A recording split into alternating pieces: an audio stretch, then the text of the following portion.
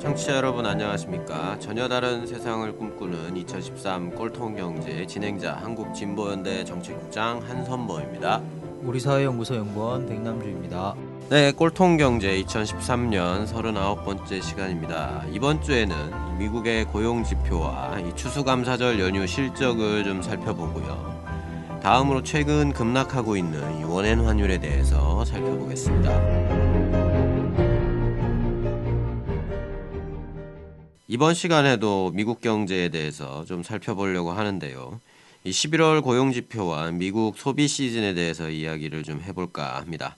백남주 연구원, 저희들이 몇 차례 이 미국의 고용 현황에 대해서 이야기를 드리고 있는데요. 네, 아무래도 경제 현황을 평가할 때 고용 지표가 중요한 비중을 차지하는 것일 테고요. 또한 이제 최근 세계 경제의 가장 큰 이슈 중 하나가 이 양적 완화 축소 문제인데요. 이와 관련해서 이제 미 연방준비제도가 출구 전략의 기준으로 이제 실업률을 제시하고 있기 때문에 고용 문제 좀 저희들이 몇 차례 좀 고용 문제를 다루고 있는 것 같습니다. 네, 그렇죠. 예, 그러면 11월 고용 상황은 좀 어땠습니까? 네, 미국 노동부가 발표한 자료를 보면요. 이 11월 중 비농업 부분에서 취업자 수가 전월 대비 20만 3천 명이 이렇게 증가를 했습니다. 10월에 20만 명 정도가 늘어났는데요. 이보다 이제 증가폭이 소폭 이제 확대된 거라고 평가해 보시면 될 것 같습니다. 예, 지금까지 저희 방송을 꾸준히 들으셨으면 아마 20만 명 정도 늘어났다 이러면 이게 무슨 의미인지 이런 거를 아실 수 있을 텐데요. 네, 몇 차례 이야기 드린 부분인데요. 다시 한번 좀 정리를 해보죠. 이제 현재 미국의 경우에 한 달간 노동시장으로 이렇게 새롭게 들어오는 사람들이 대략 한 20만 명 정도 됩니다. 그리고 현재 고용률이 대략 한 60% 정도 된다라고 했을 때 이 고용률 수준을 유지하려면 새로 들어오는 20만 명 중에 12만 명이 이제 일자리를 가져야지 고용률이 60%가 되는 거죠. 네, 그러니까 이제 새로 12만 개 일자리가 생기는 거는 이제 현상 유지를 하는 것이고 그 이상으로 일자리가 만들어져야 이 고용 개선에 기여했다 이렇게 말할 수가 있는 거군요. 네, 이제 11월의 경우에는 20만 3천 개의 일자리가 새롭게 생겨난 거니까요. 대략 한 8만 3천 개 정도가 고용 개선에 이제 기여했다 이렇게 평가를 할 수 있겠죠. 네, 일단 일자리 수가 늘어난 수치만을 보면 이 고용이 회복되는 모습인데요. 물론 아직 위기 이전 수준으로 돌아가려면 상당한 시간이 필요할 걸로 보이긴 하지만요. 근데 고용 이야기를 할 때 좀 계속 지적되는 문제가 이제 일자리 찾기를 포기하는 사람들이 늘면서 이 사람들이 실업률 통계에서 제외된 결과 실업률이 개선되는 것처럼 보인다는 이런 점인데요. 네, 미국의 이제 노동시장 참가율이요 역대 최저치를 이제 기록을 하고 있었는데요. 이번 11월 경우에는 약간 좀 올랐습니다. 그래서 10월에 62.8%였는데요. 이게 11월에는 63%로 상승을 한 거고요. 물론 여전히 이제 낮은 수준이긴 합니다. 실업률의 경우에는 10월에 이제 7.3%에서 11월에 7%로 이렇게 개선되는 모습을 보였습니다. 이제 노동시장 참가율이 올라간 상황에서 실업률이 떨어진 것이니까요. 좀 긍정적인 평가를 할 수 있는 부분이라고 봐지고요. 네. 노동자들의 노동 시간이나 임금 부분은 좀 어땠습니까? 네, 11월에 노동자들의 이제 시간당 평균 임금인 0.2% 증가를 했고요. 10월에는 0.1% 증가를 했었는데요. 이보다 좀 더 개선된 모습을 보였고 노동시간 같은 경우에는 0.5% 늘어난 34.5시간으로 10월보다 이제 0.1% 10월의 경우가 0.1% 늘어났었는데요. 이것보다는 이제 노동시간이 더 늘어난 걸로 보시면 될 것 같습니다. 네. 이 전반적으로 고용 지표가 이 개선된 모습을 보여준 걸로 평가를 할 수 있겠는데 어디서 일자리가 많이 늘어난 겁니까? 네, 우선 민간 부분에서는 취업자 수가 19만 6천 명이 늘어났고요. 정부 부분에서 취업자 수가 7천 명이 이렇게 늘어났습니다. 좀 부문별로 살펴보면 제조업 취업자가 한 4만 4천 명, 건설 부분이 1만 7천 명, 개인 서비스업에서 15만 2천 명, 소매업종에서 한 2만 2,300명 정도가 이렇게 증가를 했습니다. 네. 이 서비스업 부분에서 일자리가 많이 늘어나는 것 같은데요. 네, 그렇습니다. 이제 미국 같은 경우는요, 이제 11월 넷째 주 목요일이 이제 추수감사절인데요. 이 추수감사절부터 연말까지 이제 최대 쇼핑 시즌이라고 이렇게 합니다. 이게 최대 쇼핑 시즌인 만큼 일시적으로 물건을 판매할 직원들을 고용하는 것과 같은 현상들이 나타나겠죠. 우리나라 같은 경우에도 이마트나 홈플러스 이런 곳이 연말이나 뭐 이렇게 명절 때 사람들 많이 뽑지 않습니까? 예, 그에 따라서 이제 서비스업 쪽에서 일자리가 많이 늘어난 것으로 이렇게 봐집니다. 예, 그러면 뭐 최대 쇼핑 시즌을 맞아서 일시적으로 일자리를 확대했다. 뭐 이런 말씀이신 것 같은데요. 네, 그래서 이제 11월 미국의 고용 지표가 개선되는 것으로 나타났지만 이것이 이제 추세적으로 지속적인 고용 회복 모습인가에 대해서는 좀 단정할 수 없는 상황이라고 볼 수가 있겠습니다. 좀 더 흐름을 지켜봐야 할 것 같고요. 물론 11월 고용 지표가 개선되는 모습이라고 하더라도 전체적인 이제 미국의 고용 회복세가 여전히 더디고 위기 이전 수준으로 돌아가려면 상당한 시간이 이제 필요할 것임은 좀 여전한 것 같고요. 네. 그 쇼핑 시즌에 이제 서비스업 부분 일자리라면 뭐 보통 임시직이 대부분인 거 아닙니까? 네, 물론 뭐 그런 문제도 이제 지적할 수 있는 문제인 것 같습니다. 네, 어쨌든 뭐 고용 지표가 개선된 걸로 나타남에 따라서 또 이제 계속 문제가 되고 있는 이 양적 완화 축소가 또 빨라질 거다 이런 전망이 좀 힘을 얻는 것 같은데요. 그렇습니다. 이제 미국 연방준비제도가 양적 완화 축소나 이게 출구 전략 시행 여부에 있어서 가장 주목하고 있는 것이 실업률인데요. 이번에 이제 실업률이 개선이 된 거죠. 하지만 당장에 이제 양적 완화 축소를 시행할지는 여전히 의문입니다. 이제 미국이 출구 전략 기준으로 제시한 실업률이 6.5%인데요. 이제 아직 이제 이번에 실업률이 7%를 기록하고 있고요. 여전히 약간 차이가 납니다. 그리고 회복 속도도 여전히 좀 더딘 상황이고요.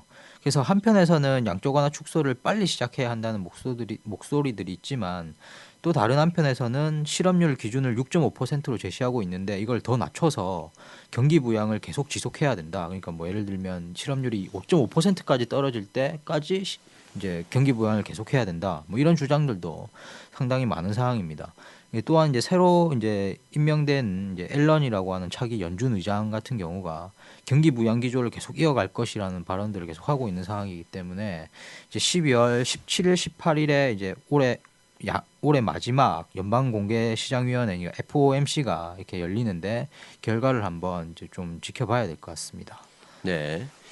그러면 이제 미국의 쇼핑 시즌에 대한 이야기로 좀 넘어가 보면 좋을 것 같은데요. 좀 전에 11월 넷째 주부터 이 연말이 미국의 최대 쇼핑 시즌이라고 이야기를 하셨었는데요. 네, 이제 추수감사절부터 연말까지가 이제 최대 쇼핑 시즌인데요. 연말 쇼핑 시즌 같은 경우가 연간 매출의 한 20에서 30%를 차지해서 한 해 실적을 이렇게 좌지우지하는 이런 기간이라고 볼 수가 있겠습니다. 특히 이제 소매업체들 입장에서는 상당히 그래서 중요한 기간이라고 할 수 있는 거고요. 그래서 이번 시간에 좀 살펴볼 것은 쇼핑 시즌의 시작점이라고 할 수 있는 이제 블랙 프라이데이와 관련된 겁니다. 네. 이 쇼핑 시즌 시작일을 이 블랙 프라이데이라고 부르는 이유는 뭡니까?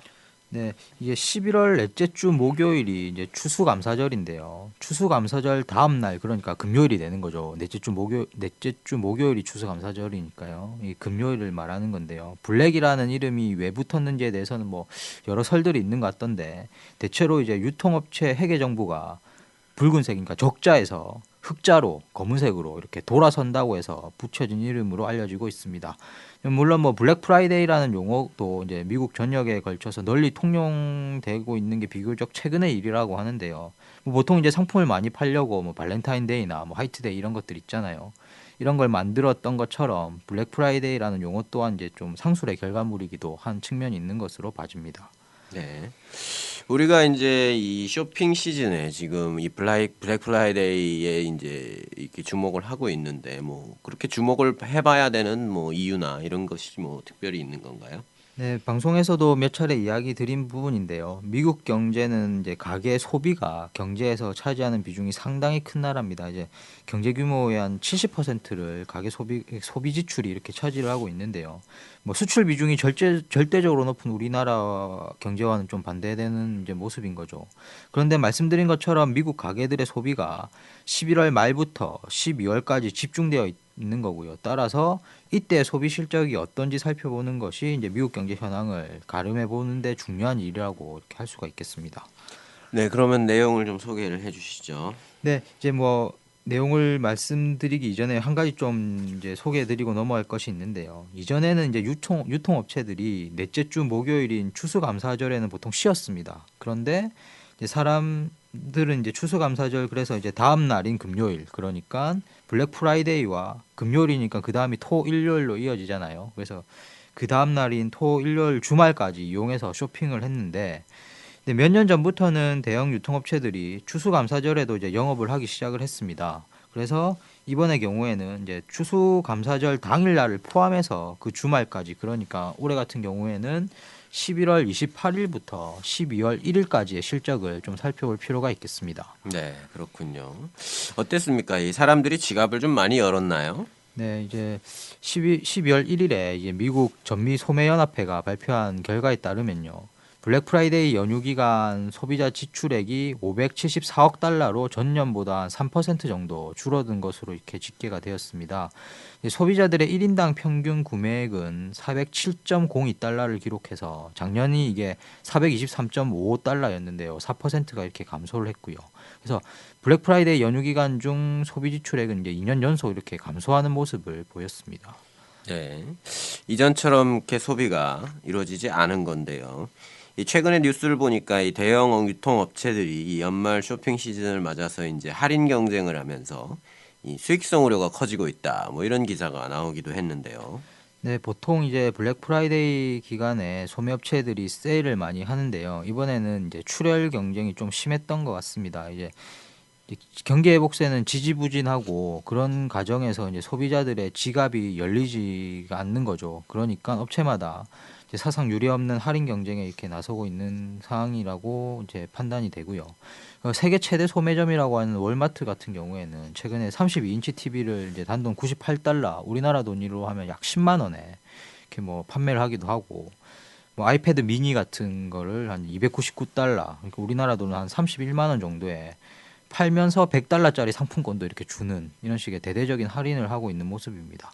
나아가서 이제 월마트 같은 경우는 뭐 다른 경쟁업체보다 무조건 우리가 싸게 팔겠다 이런 식으로 이제 나서고 있기도 하고요. 물론 이제 그렇게 하니까 다른 경쟁업체들도 할인 경쟁에 이렇게 뛰어들었던 이런 상황입니다. 네. 할인 경쟁이 이제 심하게 진행이 되면 이 물건을 팔아도 수익은 안 나는 좀 이런 상황이 될 수 있을 것 같은데요. 그렇죠. 이제 소비자들 지출의 절대 액수는 이제 줄어드는 상황에서 다른 업체들을 제치고 이제 살아남기 위해서 할인 경쟁을 펼치고 있는 건데요. 이제 물건을 많이 팔아서 매출이 늘어나더라도 전체적으로 이제 수익성이 나빠질 수가 있을 겁니다. 그래서 백화점 체인인 이제 메이시의 경우에는 올해 4분기 수익이 40.3%나 급감할 거다 뭐 이런 식의 예상들도 나오고 있는 상황이고요. 월마트 역시 이제 전체 수익성이 상당히 나빠질 거다 이런 전망들이 나오고 있습니다. 예. 예, 블랙 프라이데이라는 뭐 이야기를 지금까지 해봤는데 이 블랙 프라이데이와 더불어서 이제 요즘은 사이버 먼데이 뭐 이런 이 용어도 나오고 있는데요. 네, 이제 블랙 프라이데이 연휴 기간이 이제 금토일인 거죠. 그런데 금토일 다음에 찾아오는 월요일을 사이버 먼데이라고 이렇게 이야기를 하는데요. 뭐 이런저런 이유로 이제 블랙 프라이데이 쇼핑을 하지 못했다면 이제 월요일에 출근을 해서 이제 온라인상으로 쇼핑을 한다는 의미에서 이렇게 붙여진 이름입니다. 그래서 온라인 쇼핑이 많이 늘어나면서 이렇게 생긴 용어라고 보시면 될 것 같습니다. 예, 그러면 사이버 먼데이의 실적은 좀 어땠습니까? 네, 이제 전자상거래를 조사하는 IBM 디지털 같은 경우가 발표한 자료에 따르면요. 사이버 먼데이 당일 오후 9시까지 온라인 업체 매출이 전년보다 한 19% 증가해서 뭐 사상 최대치를 기록했다 이렇게 전망을 하고 있습니다. 또 다른 이제 시장 조사 업체인 컴스코어 같은 경우는 이제 사이버 먼데이 매출이 사상 처음으로 이제 20억 달러를 돌파했을 거다 이렇게 평가를 하고 있고요. 네, 이 월요일 날 인터넷 쇼핑은 많이 늘었다는 건데요. 그러면 이 사이버 먼데이랑 블랙 프라이데이를 연휴 기간 이 전체 소비를 합친 그런 성적표는 좀 어떻습니까? 네. 이제 사이버 먼데이 매출이 많이 늘었다고는 하지만 전체적인 매출 규모 자체가 이제 블랙 프라이데이 연휴 기간 이제 이 상당히 더 크기 때문에 전체적으로 매출이 이게 줄었다라고 평가를 하면 될 것 같습니다. 그래서 블랙 프라이데이 연휴 기간의 경우에 소비자 지출액이요. 작년에 비해서 한 18억 달러 가량 줄어든 걸로 봐지고요. 사이버 먼데이 경우에는 작년에 비해서 한 4억 달러 가량이 늘었을 거로 이렇게 추정이 되는데요. 전체적으로는 한 14억 달러 가량이 이제 줄었을 것으로 이렇게 봐집니다. 네. 올해 들어와 보면 미국의 경제 현황이 지표상으로 호전되는 것들이 보이고 또 한편으로는 또 그렇지 않은 지표들이 나타나기도 하고요. 그래서 오늘도 보면 이 고용 지표는 그래도 좀 개선되는 걸로 나타나고 있는데 블랙 프라이데이 매출은 또 감소하는 걸로 나타나고 있고요. 좀 뭐 정리가 필요할 것 같은데 좀 어떻게 평가를 해볼 수가 있겠습니까? 네, 뭐 말씀해 주셨던 것처럼 올해 들어서 보면 이제 지표상으로 미국 경제가 호전되는 부분들이 일단 나타나고 있습니다. 그런데 문제는 이게 이제 일시적인 건지 지속 가능한 건지 그리고 지표상의 왜곡은 없는지를 전체적인 틀에서 좀 파악할 필요가 있습니다. 이제 일례로 미국의 경기 호전 중 하나로 이제 언급되는 것이 이제 주택 시장의 개선, 이게 주택 가격이 많이 오르고 있다 뭐 이런 건데요. 이제 그런데 이제 이 주택 가격 지표를 발표하고 있는 이게 이번에 노벨 경제학상을 받은 이제 실러 교수라고 하는 사람은 이제 우리는 더 이상 주택 시장에서 나타나고 있는 모멘텀을 신뢰할 수 없다 이렇게 평가를 하고 있습니다. 왜냐하면 이제 주택 가격 상승은 이제 압류 등으로 인해서 가격이 크게 하락한 주택들을 기관 투자가들이 대규모로 매집하는 과정에서 주택 가격이 크게 뛰고 있다는 거죠. 그냥 일반 소비자들이 집을 많이 사는 게 아니라 이런 기관 투자자들이 저렴한 이 주택들을 투자나 투기 목적으로 이렇게 사들이고 있다라고 하는 거고요. 그래서 이제 이제 기관 투자자들은 언제든지 손을 털고 나올 수 있기 때문에 지금의 주택 시장 가격 상승이나 이렇게 개선되는 모습을 그렇게 믿을 만한 것이 못 된다 뭐 이런 식으로 이제 이야기를 하고 있는 거죠. 네. 이 주택 시장에 대한 평가가 뭐 굉장히 중요한 부분이고 한편으로 더 종합적인 진단이 필요할 것 같은데요. 이 연말이고 하니까 아마 내년 전체적인 경제 전망을 하면서 뭐 한번 다뤄보면 좋을 것 같은데요. 네, 뭐 전반적으로 이제 뭐 나름 미국에서 개선되는 지표들이 나타나고 있고 또 뭐 또 아닌 지표들이 나타나 있고 좀 혼재되는 모습들이 나타나고 있는데요. 그래서 월말 정도에 이제 전체적인 내년 전망을 한번 하면서 종합적인 진단을 한번 해보면 좋을 것 같네요. 네, 오늘은 그러면 이 정도로 하고요. 예. 이 월말 시간에 이 종합적인 평가와 전망을 한번 해볼 수 있도록 하겠습니다. 예, 백남재 연구원 수고하셨습니다. 네, 감사합니다. 최근 엔화 가치가 다시 약세를 보이면서 원엔 환율이 크게 하락을 하고 있습니다. 오늘은 이러한 엔화 약세의 원인과 국내 경제, 특히 이제 수출 분야에서의 영향 부분을 한번 살펴보겠습니다. 한국장님 요즘 들어서 이제 엔화 약세가 상당히 좀 가파르게 진행되고 있는 것 같은데요. 그렇습니다. 지난 10월 이 달러당 97엔 수준에 머물던 엔달러 환율이 최근 들어서 빠르게 상승하고 그래서 이제 달러당 103엔 수준까지 올라섰습니다. 한 달 반 정도 기간에 6엔, 무려 6.2%나 상승한 건데요. 엔화가 이렇게 약세를 보인 반면에 원화는 다소 강세를 보이고 있습니다. 10월 이후에 달러당 한 1,060원 위아래에서 움직이다가 최근에는 1,050원 수준까지 내려왔고 계속 하락 압력을 받고 있는 상황인데요. 이렇게 엔화는 약세를 보이고 원화는 강세를 보이다 보니까 엔화 대비 원화 가치는 더 강세를 보이게 되고 원엔 환율은 이제 급락을 하고 있는 거죠.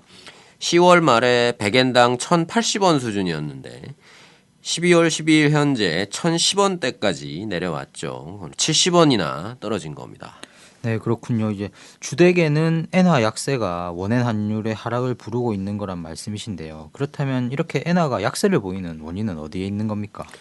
예, 일단 아베 정권이 등장을 해서 이 무제한 양적 완화와 이 대규모 경기 부양을 공언하지 않았습니까? 그러면서 이제 엔화가 약세를 보이기 시작을 했고 이런 정책들 흔히 뭐 아베노믹스라고 부르죠. 이 아베노믹스가 이제 쉽게 얘기하면 돈을 찍어서 푸는 정책인데 그러다 보니까 이제 엔화가 약세를 보일 수밖에 없는 것이죠. 최근에는 이 일본 은행이 추가 양적 완화를 시사를 하면서 뭐 다시금 좀 아베노믹스가 강화되는 흐름이 나타나고 있고 그러면서 이제 엔화 약세가 나타나고 있는 거라고 보여집니다. 뭐 이제 아베노믹스가 다시금 강화가 되면서 엔화 약세가 강화되고 있다는 건데요. 그렇습니다. 일본의 경우 기본적으로 이 재정 적자가 막대하고 여기에 또 돈을 풀고 있는 거기 때문에 엔화가 강세를 보일 가능성이 높지가 않습니다. 뭐 있다고 한다면 뭐 소비세 인상 정도가 있을 수 있는데요. 이 소비세라는 거는 이제 우리나라가 우리나라로 하면 이제 부가가치세입니다. 네. 그래서 이게 일본이 지금 5%예요. 5%인데 2014년 4월에 8%, 2015년 10월에는 이제 10%로 오르게 되거든요. 그만큼 세금을 더 거두게 되니까 이제 재정 적자도 줄고 건전성도 좋아지면서 이제 엔화 가치를 끌어올리는 요인으로 작용을 하게 되겠죠. 그렇지만 이제 이 소비세 인상이 이제 결국 소비 위축을 야기할 가능성이 있지 않겠습니까? 그래서 이걸 또 막기 위해서 또 일본 정부가 또 돈을 풀기로 한 상황입니다. 그러니까 이 소비세 인상이 주는 이 엔화 강세 요인을 이렇게 부양책으로 상쇄해 버리는 거죠. 그렇기 때문에 이 엔화가 강세를 보일 가능성은 좀 높지 않은 거죠. 이렇게 엔화 약세가 지속될 가능성이 높아지면서 이 원엔화율도 계속 하락할 거란 전망이 높습니다. 최근 이 월가의 이 블룸버그 통신에 따르면 10개 정도의 이 외국계 투자은행들이 이제 원엔 환율을 예측을 했는데 이 올해 4분기에는 평균 1,054원, 내년 1분기에는 평균 1,032원, 2분기에는 1,013원, 3분기에는 996원으로 나타났습니다. 내년에는 원엔 환율이 1,000원 아래로 떨어진다는 거죠. 이미 뭐 1,010원대를 기록을 하고 있으니까 이 예상치보다 더 빠른 속도로 떨어지고 있는 거다 이렇게 볼 수가 있습니다. 내년에는 원엔 환율이 1,000원 아래로 이렇게 떨어질 가능성이 높다는 말씀이신데요. 최근에 경제 기사들을 보면 이제 원엔 환율 하락으로 수출이 비상이다, 뭐 이런 식의 기사들이 많이 등장하고 있는 것 같던데요. 예, 그렇습니다. 이 올해 초 1월 초에 원엔 환율이 1,200원 수준이었습니다. 근데 이제 연말에 지금 1,010원이니까 1,000원이 된다고 가정을 하면 1년에 200원이나 떨어진 거니까 뭐 영향이 없을 수가 없겠죠. 네, 생각해 보면 이제 올해 초부터 원엔 환율 하락의 영향이 나타날 거라는 전망들이 계속 있어 왔던 것 같은데요. 이제 연말이 다 돼 가는데 이제 실제 원엔 환율 하락의 영향이 어느 정도였다고 좀 평가해 볼 수 있을까요? 네, 영향이 나타났는데 그것이 뭐 전방위적으로 진짜 본격적으로 나타났다 이렇게 말하기는 약간은 좀 어려운 좀 그런 상황입니다. 일단 제일 먼저 가시적으로 나타난 부분은 대일 수출 부분입니다. 그래서 올해 10월까지의 이 누적 대일 수출이 286억 불 정도였는데 이게 작년 같은 기간에 321억 불에 비해서 한 11%가량 감소한 수치입니다. 그러니까 수출이 10%나 감소한 거죠. 네. 반면에 이제 다른 지역이나 품목, 수출 실적에서는 뭐 그런 영향이 존재하기는 뭐 했을 거라고 보이는데 뭐 눈에 보이는 수준은 아니었다고 보여지고 있습니다. 네, 제 기억으로는 이제 금융위기 이전에 원엔 환율은 800원 수준이었는데요. 그에 비하면 아직도 높은 수준이라는 게 이렇게 높은 수준이라고 이렇게 보는 게 맞지 않나 하는 생각도 드는데 엔저로 인해서 피해를 봤다기보다는 엔고 특수가 이제 사라졌다 이렇게 평가하는 게 맞다는 생각이 드는데요. 네, 그렇습니다. 그렇지만 뭐 적정 원엔 환율을 800원 수준으로 보기는 제가 보기엔 좀 무리인 것 같다 이런 생각은 들고요. 저희가 그동안 적정한 원달러 환율을 한 달러당 950원 수준이라고 말씀을 드려왔었죠. 그리고 또 적정한 엔달러 환율 수준을 뭐 가령 달러당 100엔 정도라고 가정을 하면 원엔 환율 역시 적정 수준은 한 950원 수준이라고 볼 수가 있는 것이죠. 그리고 이제 적정 수준의 엔달러 환율이 달러당 95엔이다 이러면 적정 원엔 환율은 한 1,000원 정도가 되는 것이고요. 그렇다면 뭐 이제 원엔 환율은 뭐 1,010원이니까 뭐 여전히 높긴 하지만 적정 구간으로 거의 돌아왔다 뭐 이렇게 평가를 할 수 있을 것 같습니다. 그러니까 이제 올해 말 내년 초까지는 그래도 금융위기 이후 지속됐던 이 엔고 특수가 유지가 된 거고 내년부터는 뭐 이게 사라지는 상태가 되는 거죠. 뭐 아직 뭐 엔저다 이렇게 말하기는 좀 무리고요. 네, 이제 엔고 특수는 다 사라졌고 내년부터는 이제 엔저가 시작된다. 뭐 이 정도로 정리를 할 수 있을 것 같은데요. 일본과 경쟁하는 우리나라의 주력 수출 산업들의 내년 실적이 이제 좀 주목이 됩니다. 참 살펴봐야 될 것 같고요. 한 국장님 수고하셨습니다. 네, 감사합니다. 네, 이상으로 2013 꼴통경제 39번째 시간을 마치도록 하겠습니다. 청취자 여러분, 다음 주에 뵙겠습니다. 안녕히 계십시오. 안녕히 계십시오.